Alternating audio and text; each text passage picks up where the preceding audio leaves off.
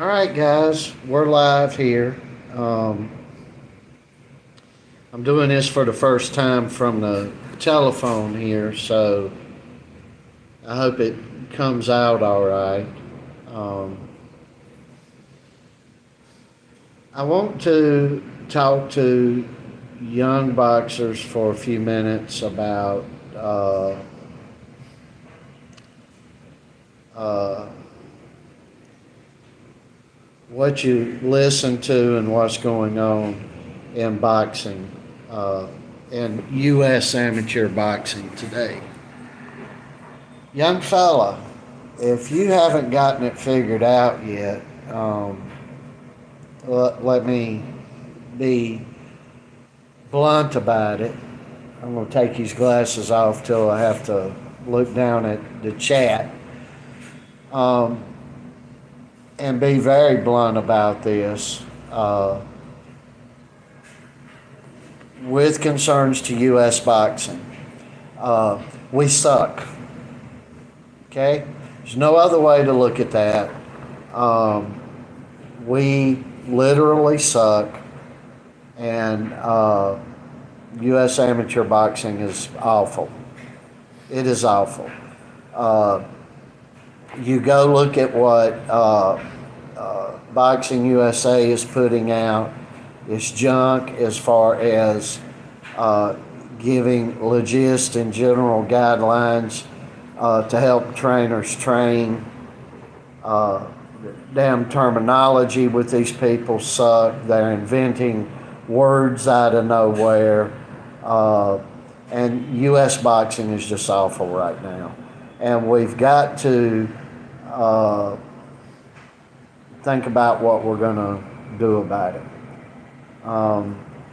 Young boxers, you can continue going down the same line of, and this is not bashing trainers. It's really not bashing nobody. It's just truth-telling time. You can go down the line. You can keep listening to trainers that were possibly professional boxers, amateur boxers, or whatnot from the 90s on up till today, and you've really got to understand that that road is maybe not the road to completely go down. Boxing is a wreck right now in the United States, amateur and professional wise. Number one, we cannot compete with, our fighters can't compete with Mexican fighters on the whole. Look at the population of Mexico, look at the population of the United States.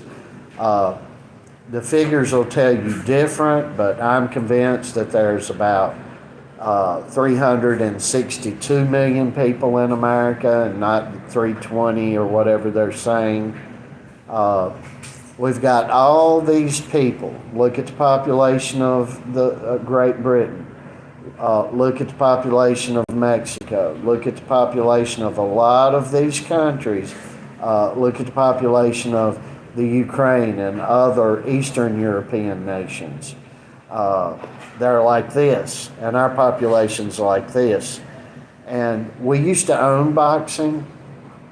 It was not because of the corruption or anything like that has existed in boxing at all. We won because we had the best fighters. And we had the best fighters because we were producing and training these guys to be the best. And today I'm seeing all sorts of information. You can't even root for an amateur fighter. An amateur fighter has a bad day or a bad outing, and you go down the list and you see the most ignorant suggestions to that amateur boxer known to man. If you dare go on there and give any good, decent suggestions, if you care to give anybody a suggestion at all, because you give a suggestion and you're going to have a smart ass come in and get in the way with such as are not facts. And we got to grow the hell up. There's boxing gyms are a dime a dozen. You have a guy that he boxed in the early 2000s for 4 or 5 years. He opens a gym in the 2020s here, and all of a sudden he knows everything. And they're producing boys that can't fight. It's as simple as that. There's a knowledge factor going on here, and it's because of these trainers and these coaches that are lacking in knowledge and have learned all these new techniques from a bunch of jackasses that don't know their ass from a hole in the ground. I forget this new thing. I've seen some of these fighters. We've went over there to, I don't know the name of it. You guys will know the name of it. But we have joined Click in boxing. I'm using that because I don't think the name is Click. And we're doing the Click method. And, 1 or 2 fighters win a fight they were going to win. Everybody's over there doing the Click method. And the Click method is the best thing known to man. But within, a year to a year and a half, 2 years tops, everybody's looking at the Click method, dragging it down. This is bullshit. This is no good. So the wins we're having in the U.S. By our professional, and when we go abroad with professional and or amateur fighters, a lot of the crap is we do have some good fighters. Tank Davis is a good fighter. We got Bud Crawford is my favorite fighter. We got some good fighters, but we are damn well seriously lacking in the gumption department. And everybody's wanting to play this screwed up, effed up 3D chess. And sorry that shit ain't working. Do you see how many medals we're winning in the Olympics nowadays? Do you see when you go to the Pan Am or some other games in Europe, how we field the team? I saw how we field teams back in the 60s and 70s, and we filled them better. And those boys were better trained. Oh, excuse me. Did I say trained? I'm sorry to offend you. I should have said coached, because they're even changing that word. And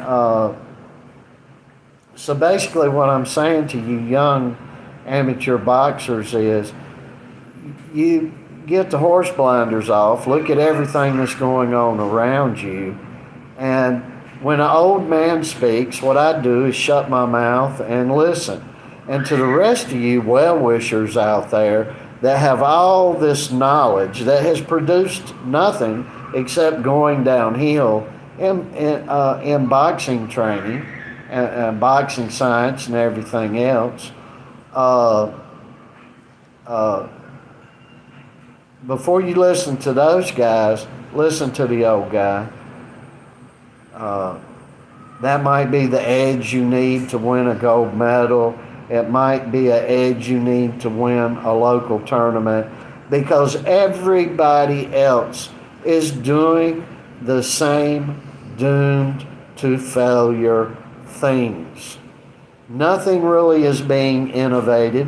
When something is innovated, well, we're doing this new stuff. Well, it's funny how the new stuff doesn't hang around long. The new stuff doesn't hang around long at all. And the new stuff gets discounted. I'm over here, as I said, doing the Click method, and nobody wants to do that and be involved in mess like that. So you boys want to keep going down the same road that's doomed to failure and loss. You keep going down it.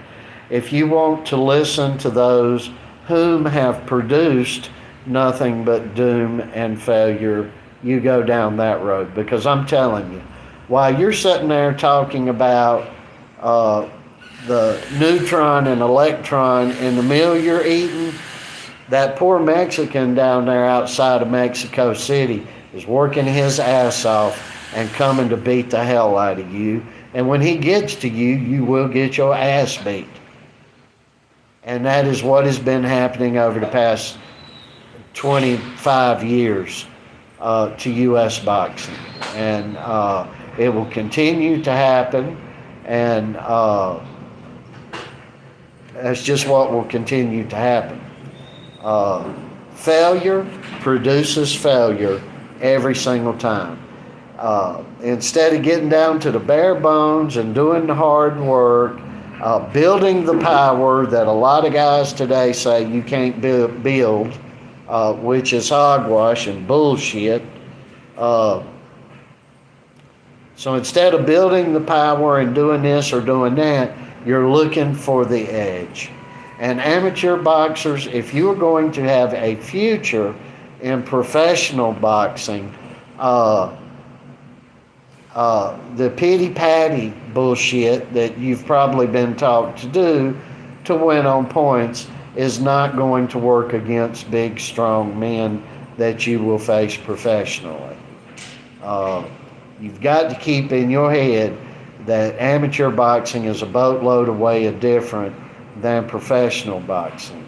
So while you're sitting here, I often say it, Joe can work a reflex bag like nobody's business.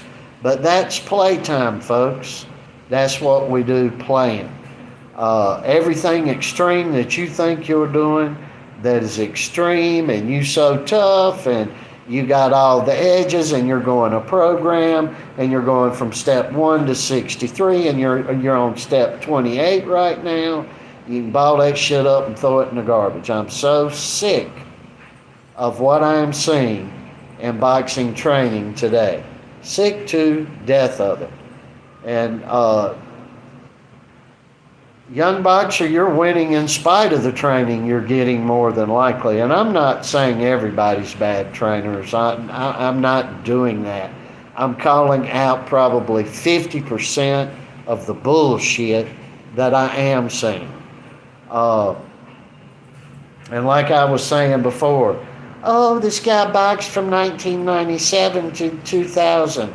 And all of a sudden he opens up a boxing gym in 2018, and he's the hottest commodity out there. He knows, and not only does he know what he's doing, and perfectly so well-rounded in the losses that he's producing, he's out here encouraging everybody else to follow his foul bullshit. And that's what we got going on. We don't have, sorry as I can be, Malik Scott, this is a big classic example. A guy, he's a fighter. He switches over. He starts training Deontay Wilder. And, oh, my God, it's going to be the best thing since milk. No, it's not.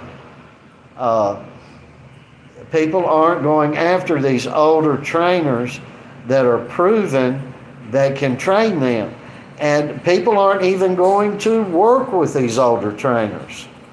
And it's going to be lost. The art is going to be lost of training and molding a young fighter before it's over with, because all you're going to have is XYZ gym over here and BCD gym up the road, and they've never been properly geared around people that could have helped them. So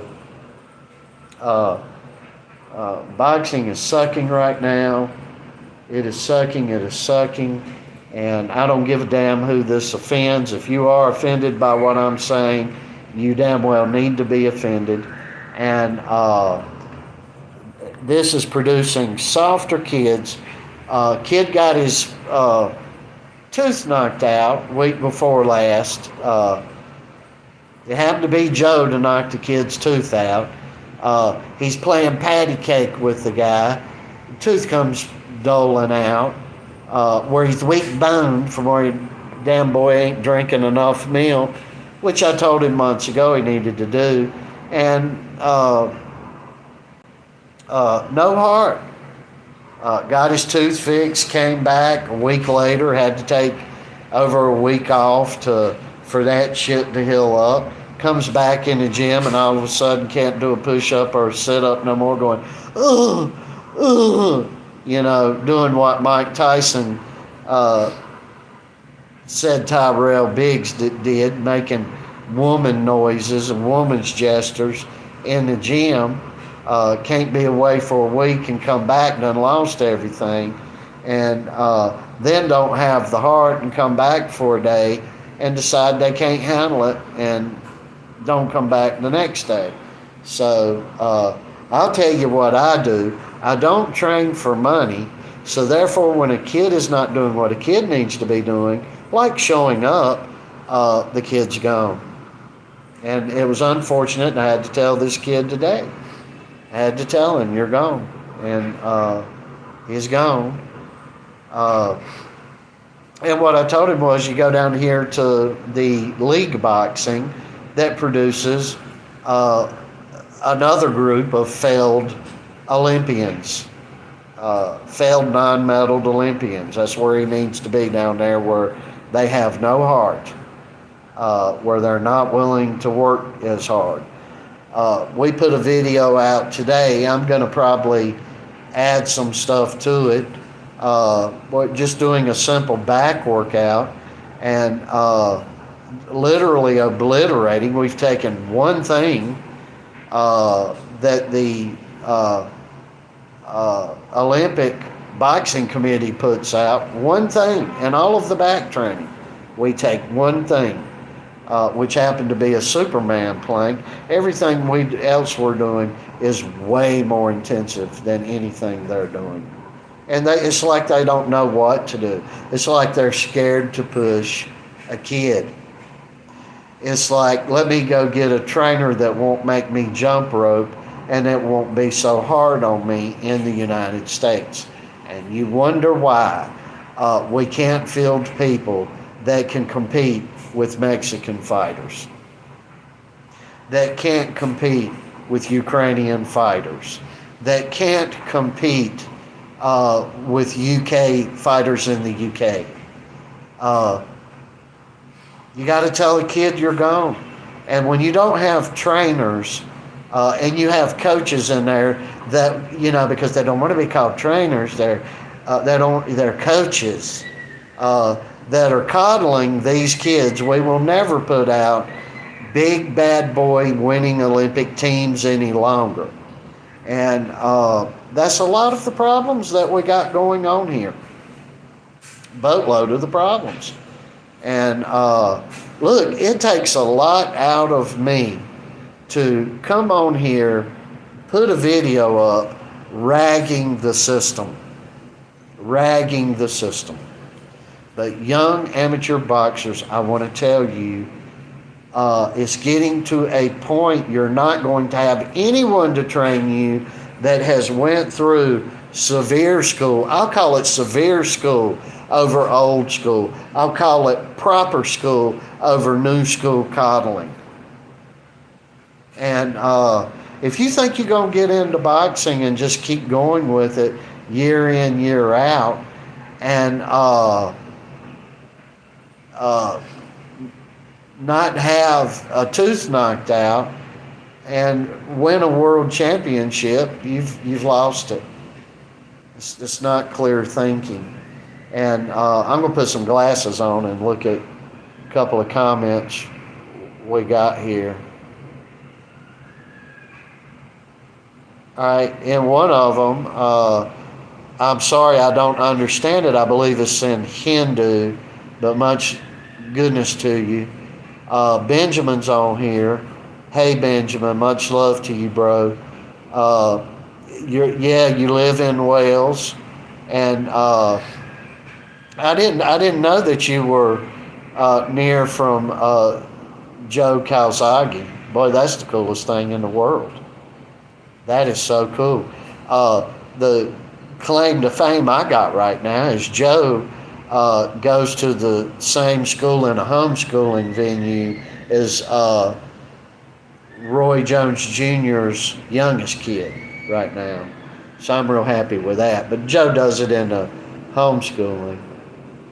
Yes, the poor kids that make the best boxers. And the thing is, we don't have trainers no more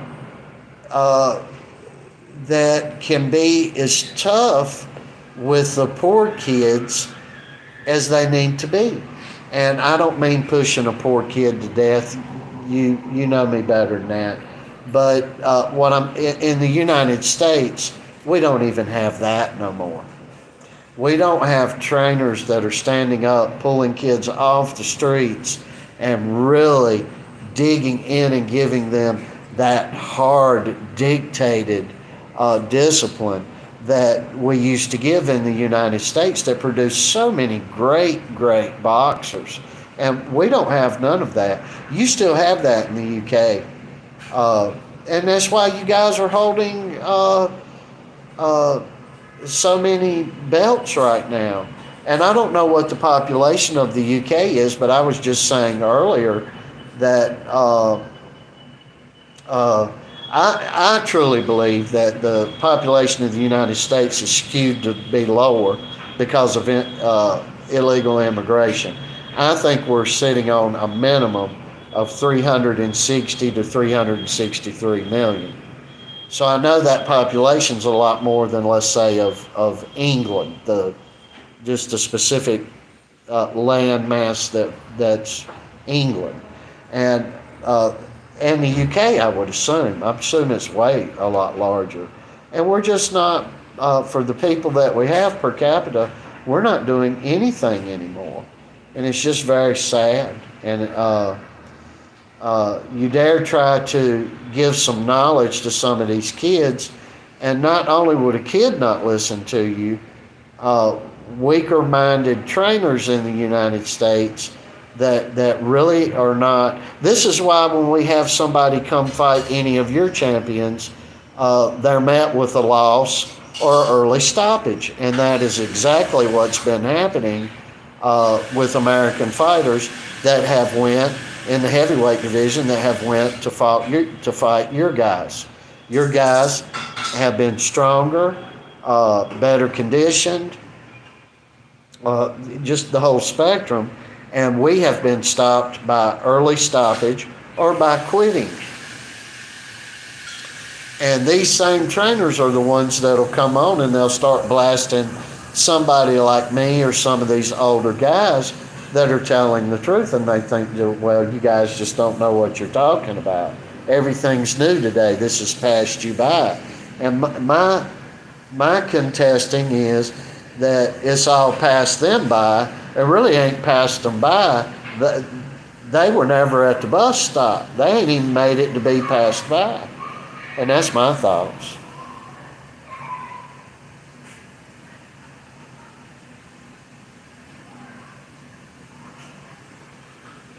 Oh man, these are big names that you are mentioning here. And your uncle being a light heavyweight champ was, let's see here. A Welsh light heavyweight champ. And Tony Simpson, fighting, your dad fighting these guys, and Hagler. I mean, it's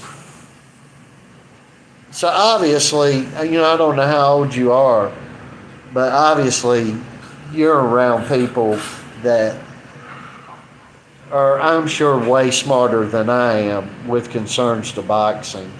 And I look at amateur boxers, and there are some kids in the UK that are phenomenal. There's one kid. This kid, he's probably just turned 13 now.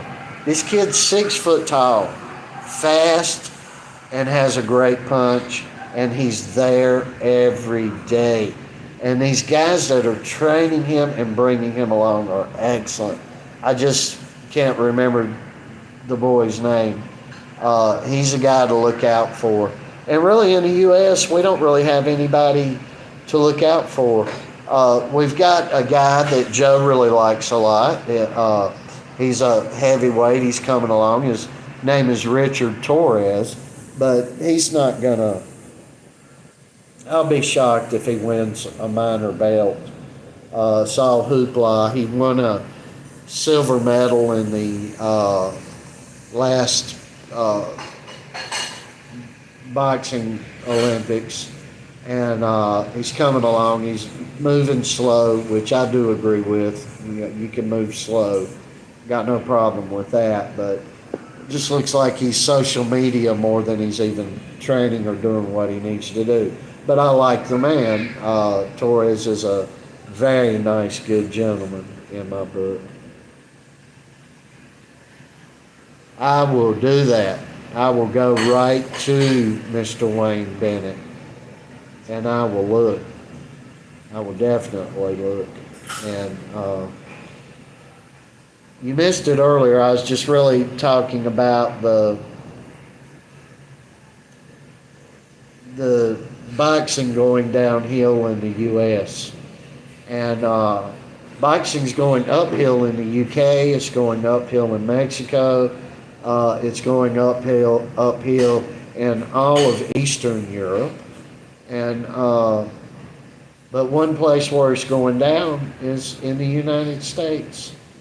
And they're more concerned about the protons, electrons, and neutrons and what they're going to feed a boxer than they are getting the true grit out of the boxer.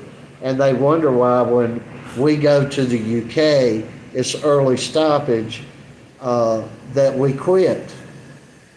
And we can't stand up to your men who are being trained and brought along to be real men.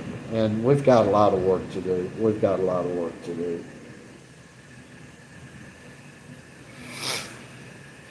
Oh, yeah.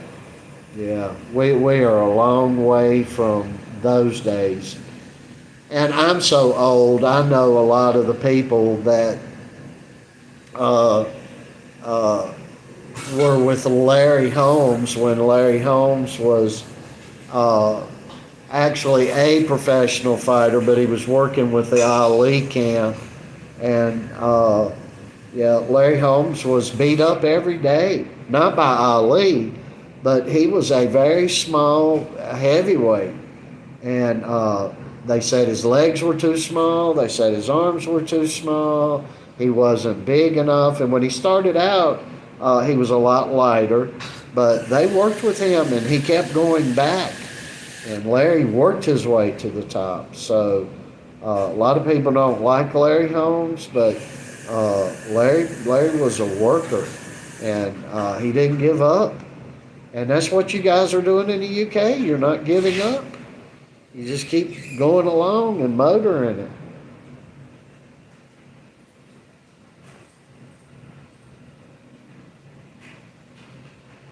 Yeah, Larry was, he's one of my favorite champions at any rate. Joe's a big Sonny Liston fan. I'm a big Larry Holmes fan. But the boxers he typically likes are from yesteryear as well. And I just heard a guy that worked with, oh my goodness gracious, a very famous, oh my gosh, now that I'm thinking of it, I just watched it earlier. He was on a boxing show today. I believe the guy is a English Indian. So he's by Indian heritage maybe, because he had darker skin. And he trained one of your Nigel Benn. I think he was Nigel Benn's trainer or manager. And I love the guy. I can't remember his name. That first training session. And he said that he didn't believe, and now he's my age, but we conflict, but we would get along we would agree on way more. But on this one area, we didn't agree. And I adamantly disagree with him. He said that boxers from the 70s and 80s would not be able to compete with the boxers of today because of nutrition. And that may be in England. That may be there. And in the UK and some parts of nowhere else. It may be a few fighters in England. But I believe the guys in the 60s and 70s would mop the floor up with any of these guys today, irregardless of the nutrition. Irregardless. And they would, at very minimum, mop the floor up with the guys that we have in the United States today. They'd just literally take those fellas to school. It wouldn't be much of a game there. Yeah, and I think so. I think boxers were better than all across the board. But at minimum, even if I'm wrong and he were right on this one thing that we just don't agree on, that's what it would be. Because I just really believe, I have a hard time thinking that anybody junior middleweight to super middleweight would be able to make it even the 12 rounds, not mind you the 15 rounds we had back then. But I don't think nobody today, junior middleweight to middleweight, super middleweight, I don't think any of the light heavyweight champions would be able to handle Marvin Hagler today. So yeah, they tried to kill each other then. They sure did. And they're not doing that today. Well, you guys got some guys that dig on it, and especially in the BKFC. I'm of the opinion, really, right now that if your BFKC light heavyweight champion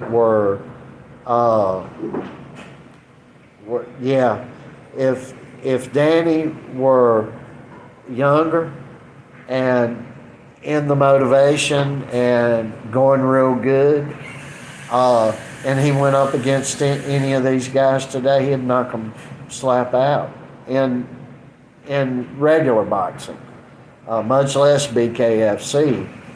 But Danny is, boy, something real special in my book.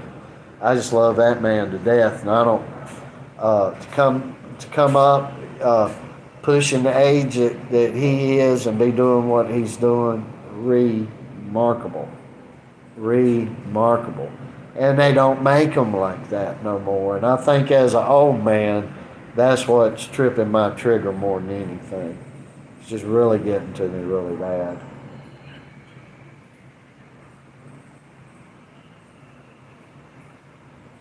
Yeah, that's true. And had he would have done good in the 70s, 60s, 70s, and 80s era too. He would have done good in any era. But boxing is really softened up in the United States. And there is a group coming up. I hope my son's one of them. I don't know what he's going to do. He's got the doors open for him. He's very intelligent, straight A's across the board, high-level school courses and all. And he's still a kid yet, but just turned 15. But